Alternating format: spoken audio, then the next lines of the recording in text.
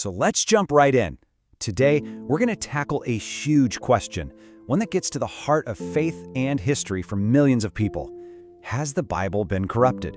In this explainer, we're going to take a journey together and investigate the actual historical evidence for how the Bible's text has been passed down through the centuries.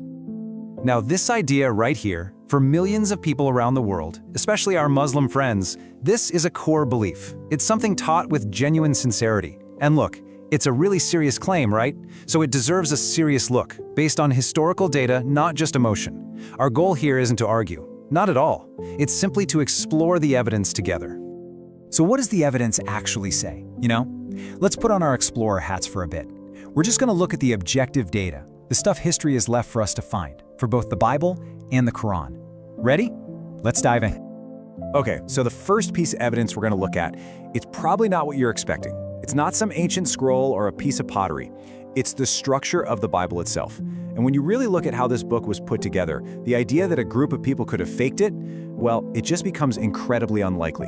Almost impossible, really. Just take a look at this. The contrast is, well, it's huge.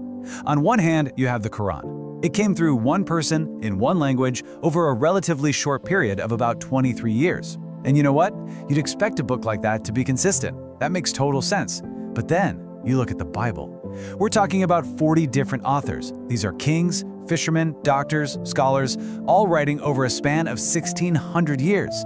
And not in one place, but across 3 continents and in 3 different languages. I mean, logically, shouldn't a book like that be a total mess? But here's the crazy part. It's not a mess at all. From Genesis all the way to Revelation, it tells one single, unified story. It's all about humanity's need for redemption and how God provides it through the Messiah. I mean, think about that. How do you get that kind of consistency from people who never even met each other, who lived centuries apart? It's a powerful pointer to the idea that maybe there was one divine author behind all the human authors. And just imagine trying to systematically change a book like that. It would be a logistical nightmare. All right, but I know what some of you are thinking. Okay, that's interesting, but didn't the church just pick and choose the books they wanted? Didn't a bunch of powerful guys in a back room somewhere throw out the real Gospels and keep the ones that fit their own agenda? That's a really common idea, so let's dig into it.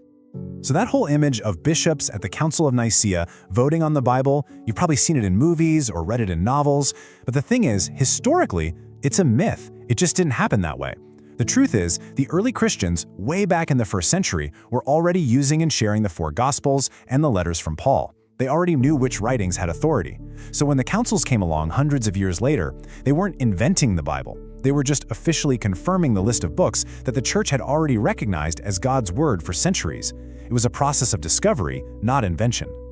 And that brings us to the big one, the most famous of these so-called hidden Gospels, especially one that our Muslim friends often point to, the Gospel of Barnabas. This book makes a huge claim that Jesus wasn't crucified, but that Judas was put on the cross in his place.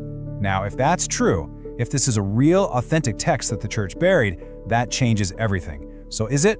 Let's put on our detective hats and do a little historical forensics. And wow, when you look at the evidence, it just completely falls apart. This is why basically every single historian agrees it's a forgery from the Middle Ages. I mean, first, the oldest copies we have are from the 14th to 16th centuries. That's more than 1,300 years too late. They're written in Italian and Spanish, not the languages of 1st century Israel. The writer makes this bizarre mistake saying Jesus is the Christ, but not the Messiah, not realizing those are the exact same word in Greek and Hebrew. But here's the real kicker, the absolute smoking gun. It says Jesus sailed to Nazareth. Sailed in a boat. You guys, Nazareth is a city high up in the mountains, miles and miles from any sea. This is a dead giveaway. The author was clearly someone from medieval Europe who had zero idea about the geography of the Holy Land. Okay, so the Gospel of Barnabas is pretty clearly a much later invention. But what about other stories? This is a really good question that often comes up. The Quran, for example, talks about Jesus doing some amazing miracles as a little kid, like speaking right from his cradle, or making little clay birds and breathing life into them. Those are beautiful stories, but they're not in the Bible. So does that mean the church cut them out? Did they delete them? Well, what's fascinating is that history actually gives us a clear answer. We know exactly where these stories come from. They didn't come from the 1st century. They pop up for the first time in texts written way later, between the 2nd and 6th centuries, books we call the Apocrypha. That story about the clay birds, for instance, it comes from a book called the Infancy Gospel of Thomas, which was written well over 100 years after Jesus.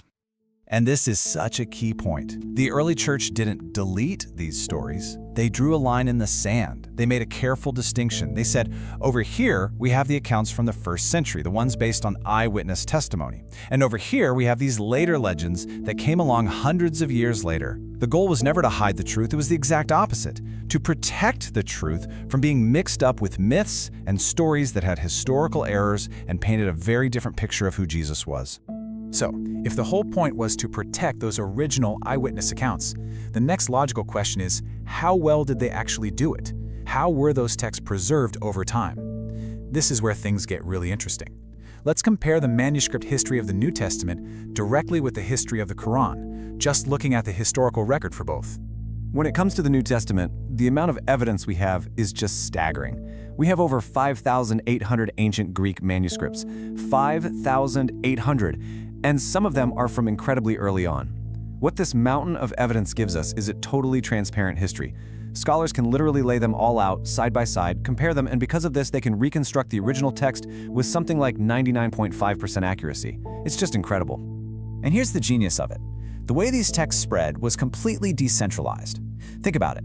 As soon as a gospel was written, copies were immediately made and sent out to churches all over the Roman Empire, to Egypt, to Syria, to Greece. So let's say somebody in Rome decided they wanted to change a verse. What would happen? Well, their changed copy would instantly be contradicted by thousands of other copies all over the world. The change would stick out like a sore thumb. This messy spread was actually the best possible protection against any kind of deliberate corruption. Now let's shift gears and look at the early history of the Quran's text. And we're going to look at what Islam's own most respected historical sources, the Hadith, have to say. According to the record, the 3rd caliph, a man named Uthman, grew worried because people were reciting the Quran in different ways. So he took action. He had an official, standard version compiled, and then, and this is a direct quote from Sahih al-Bukhari, he gave an order for all the other versions, all the other manuscripts that were different, to be gathered up and burned. So what we're looking at here are two completely different philosophies of preserving a text.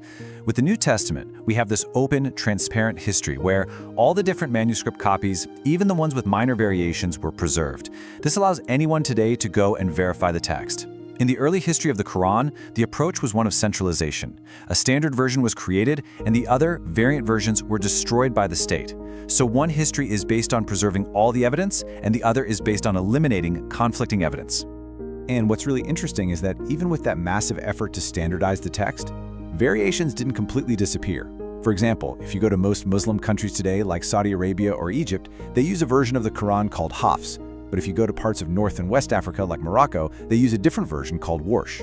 Now, these contain actual, documented differences in letters and words, which challenges the idea that there's only one single, unaltered version of the Quran in the world today. Okay, wow, we've covered a lot of ground, haven't we? From the incredible unity of the Bible to the very different manuscript histories. So let's just take a breath and recap the main points. And again, the goal here isn't to declare a winner. It's simply to lay out all the evidence we've looked at side by side. So what did we find? First, we saw that the Bible's own structure, all those authors over all that time with one single theme, makes it a really tough book to fake. Second, we looked at the hidden Gospels, like the Gospel of Barnabas, and saw that the evidence points to them being much later forgeries. Third, we have the New Testament, backed up by thousands of ancient manuscripts, giving it a transparent history that anyone can check. And finally, we saw from the Quran's own historical sources that its early history involved a state-ordered command to destroy non-standard versions. So we end where we began, as humble explorers. This was never about attacking anyone's beliefs. It's just about being honest with the historical record. And so the only thing left is a question for you to think about. Just based on the historical data we've walked through today, which of these two texts offers a more transparent, a more open, and a more verifiable history? The evidence is out there, and it's for you to decide.